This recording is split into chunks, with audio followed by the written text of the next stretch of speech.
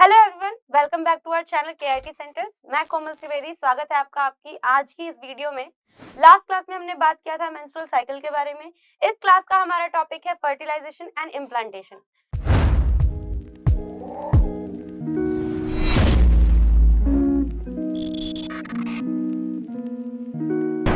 यानी प्रेगनेंसी के वो मेन स्टेजेस जिनकी वजह से आगे हमें पता चलता है कि आखिर बेबी का डेवलपमेंट होता कैसे है।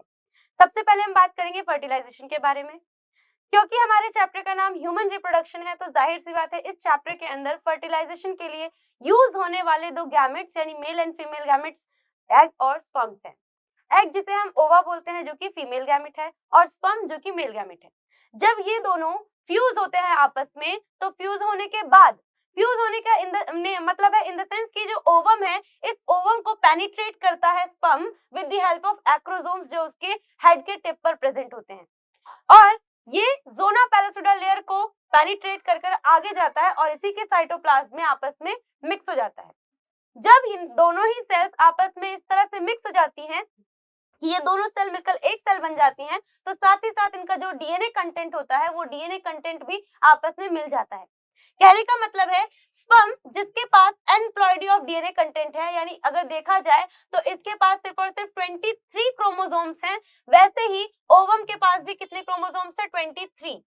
और जब ये 23 और 23 फ्यूज होने के बाद आपस में 46 क्रोमोसोम बनाते हैं, तब जाकर हम बोलते हैं कि इन दोनों के फ्यूजन से जायगोट का फॉर्मेशन हुआ है, जिसकी प्लॉइडी बन जाती है 2n। यानी ये 46 क्रोमोसोम 23 पेयर ऑफ क्रोमोसोम्स के सेट में मिलते हैं, और यही ऐसे पेयर्स बनते हैं जिनके अंदर 22 पेयर ऑटोसोम्स कहलाते हैं, और जो 23rd पेयर होता है उसे हम एक्स या फिर सेक्स क्रोमोसोम बोलते हैं, जो कि आगे चलकर मेल या फीमेल डिसाइड करता है। अगर वाई है तो मेल है, अगर एक्स है तो फीमेल है। ठीक है।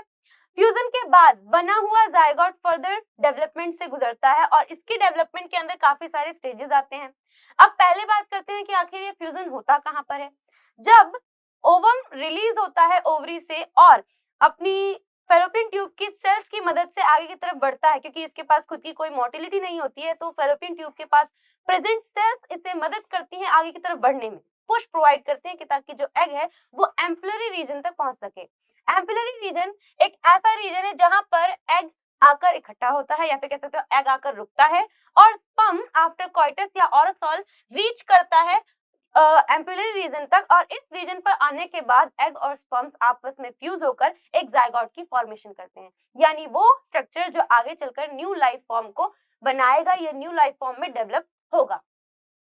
तो सबको पता चल गया कि सबसे पहला जो फ्यूजन फेज है या फ्यूजन का जो रीजन है वो फेलोपियन ट्यूब के एम्पुलरी रीजन पर होता है, यानी फ्यूजन एम्पुलर रीजन पे होता है। ठीक है।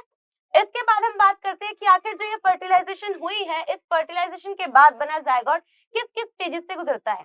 इस फर्टिलाइजेशन के होने के बाद हमने एक चीज पढ़ी थी कि जब ओवम बनता है तो ओवम बनने से पहले सिर्फ और सिर्फ मियोसिस का फर्स्ट फेज वहां पर कंप्लीट होता है, मियोसिस का सेकंड फेज कंप्लीशन यहाँ से स्टार्ट होता है। जब फ्यूजन हो गई तो मियोसिस का जो सेकंड फेज है जिसे हम माइटोसिस बोलते हैं, उस माइटोसिस के जरिए यहाँ पर जायगोट से 2 सेल बनती हैं, 2 से 4 सेल बनती है, और 4 से देन 8 सेल, और सो ऑन करते करते ढेर सारी सेल मिलकर एक नए बेबी को फॉर्म करती हैं। जब एक जायगोट अपने अंदर डिवीजन करता है जो कि माइटोटिक डिवीजन है, तो उस डिवीजन के टाइम पर आगे चलकर जो 2 सेल 4 सेल बन रही, इसे हम बोलते हैं एम्ब्रायो फेज। 2 सेल होने के बाद देन आगे चलकर इसके अंदर 8 सेल फॉर्मेशन होगी। जब इस पूरे ही एक कह सकते हैं जायगोट के आगे हुए डेवलप हुए स्ट्रक्चर के अंदर, एम्ब्रायो के अंदर आपके पास 8 सेल से अधिक यानी 8 से 16 सेल्स के बीच में सेल्स प्रेजेंट होती हैं, तो उस स्टेज को हम बोलते हैं मोरुला स्टेज। प्लस साथ साथ में एक और बात है कि ये जो सेल्स बन रही है इसके अंदर डेवलप होते होते जो माइटोटिक डिवीजन हो रहा है और सेल्स बन रही हैं, इन सेल्स को हम लोग बोलते हैं ब्लास्टोमियर्स। तो जब हम बोलेंगे कि ये जो सेल्स बन रही है 8, 16, 32 ये सब बन रही है, ये एक्चुअल में ब्लास्टोमियर्स हैं। जब 8 to 16 ब्लास्टोमियर्स की स्टेज आती है तब जाकर बनता है मोरुला। इस स्टेज को हम बोलते हैं मोरुला स्टेज या फिर मोरुला स्ट्रक्चर। 16 सेल से एक्सीड होने पर, यानी जब 8 से 16 सेल बन गई और उससे आगे की तरफ डेवलपमेंट हो रही है, उसके बाद स्टेज आती है ब्लास्टोसिस्ट। ब्लास्टोसिस्ट एक ऐसी स्टेज है जिसके अंदर कह सकते हैं कि यहाँ पर ढेर सारे ब्लास्टोमेयर्स प्रेजेंट हैं जो एक इनर सेल मास फॉर्म करते हैं।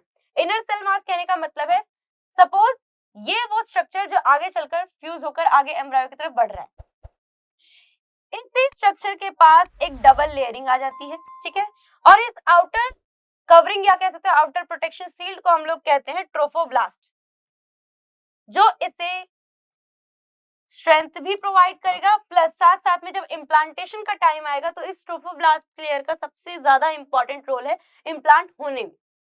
इस स्ट्रक्चर के अंदर प्रेजेंट होती है छोटी छोटी सेल्स, इन सेल्स को हम बोलते हैं इनर सेल मास। इन इनर सेल मास के जरिए ही आगे चलकर ये चेंज होती है इनटू स्टेम सेल्स, जो कि राइज देती है या कह सकते हैं जो स्टेम सेल्स है वो बनाती है नए ऑर्गन्स, नए टिश्यूज और नए सेल्स को कि ताकि बेबी का डेवलपमेंट हो सके। अंदर की सेल को हम बोलेंगे inner cell mass, outer layer को हमने बोला ट्रोफोब्लास्ट, जो कि बहुत ज्यादा काम आने वाला है आगे इम्प्लांटेशन के टाइम पर। और ये स्टेज कब आती है? जब 16 टू 32 की स्टेज आ जाती है। जब ये 16 टू 32 यानी ब्लास्टोसिस्ट की स्टेज आ जाती है, उस स्टेज के आने के बाद ये एम्ब्रायो जाकर इम्प्लांट होता है ईच साइड कहने का मतलब क्या है? अगर तो मान लीजिए राइट साइड से आया, सपोज अगर मान लीजिए राइट साइड से जो एग है वो रिलीज हुआ है तो राइट साइड पर इम्प्लांटेशन पहले होगी, अगर लेफ्ट साइड से रिलीज हुआ है तो लेफ्ट साइड पर इम्प्लांटेशन पहले होगी। ये जो ब्लास्टोसिस्ट है और इसके ऊपर जो प्रेजेंट ट्रोफोब्लास्ट है, ये ट्रोफोब्लास्ट धीरे धीरे फिंगर लाइक प्रोजेक्शंस बनाना शुरू करता है, और वही फिंगर लाइक प्रोजेक्शंस क्या होती हैं? धीरे धीरे जो यूट्राइन सरफेस है, मैं आपको दिखाती हूँ, इस यूट्राइन सरफेस को एक बार ध्यान से सुनो। अब इस सरफेस को कुछ इस तरह से देखो कि ये यूट्राइन वॉल की जो एंडोमेट्रियम वॉल है, ठीक है, यूट्राइन के या यूट्रस के अंदर जो एंडोमेट्रियम वॉल है, उस वॉल पर यहाँ धीरे धीरे छोटे छोटे प्रेजेंट हो जाते हैं क्रॉनिक विलाइज, और ये क्रॉनिक विलाइज ट्रोफोब्लास्ट के ऊपर फॉर्म हुए छोटे छोटे फिंगर लाइक प्रोजेक्शंस क्रॉनिक विलाइज के साथ मिलकर इम्प्लांटेशन को पूरा कराते हैं। देख रहे हो ना, फिंगर लाइक प्रोजेक्शन ने क्या किया? एक ऐसी इंटरडिजिटेड लिंकेज बना दी है, जो ऐसी लिंकेज है जो बेबी को सपोर्ट प्रोवाइड करेगी जब तक कि वो पूरी तरह से डेवलप नहीं हो जाता, प्लस नरिशमेंट और न्यूट्रिशन का भी काम यहीं से होगा। जैसे एंडोमेट्रियम वॉल के साथ यहाँ पर फॉर्मेशन हुई है क्रॉनिक विलाइज की, फिंगर लाइक प्रोजेक्शंस की, जो इन्हें रोकते हैं, इम्प्लांट करते हैं, वैसे ही सेम हम बात करते हैं क्लीवेज की। क्लीवेज जो कि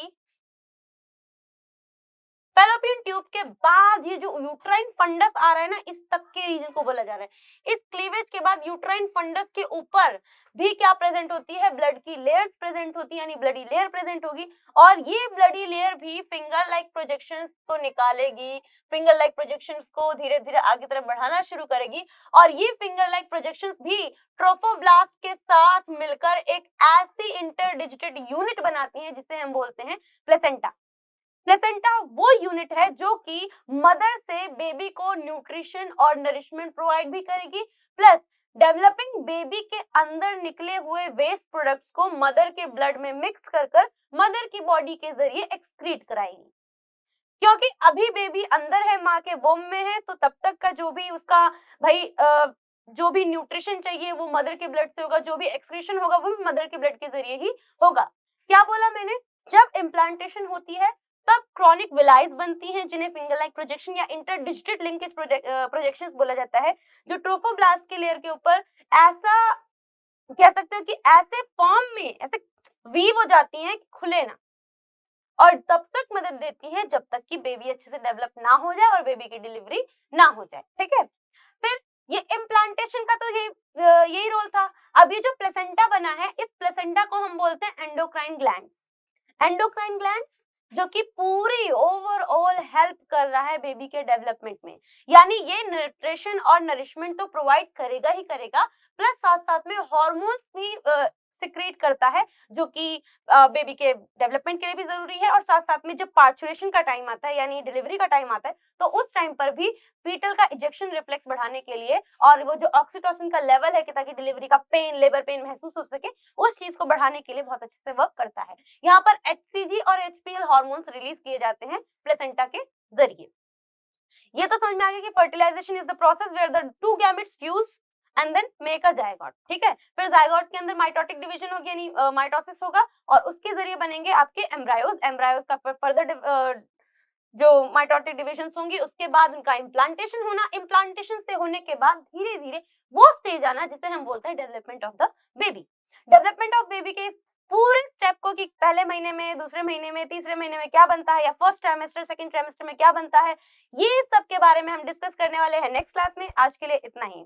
तब तक के लिए बने रहिए हमारे साथ, और इस चैनल को लाइक, सब्सक्राइब और शेयर करना ना भूलें। शुक्रिया।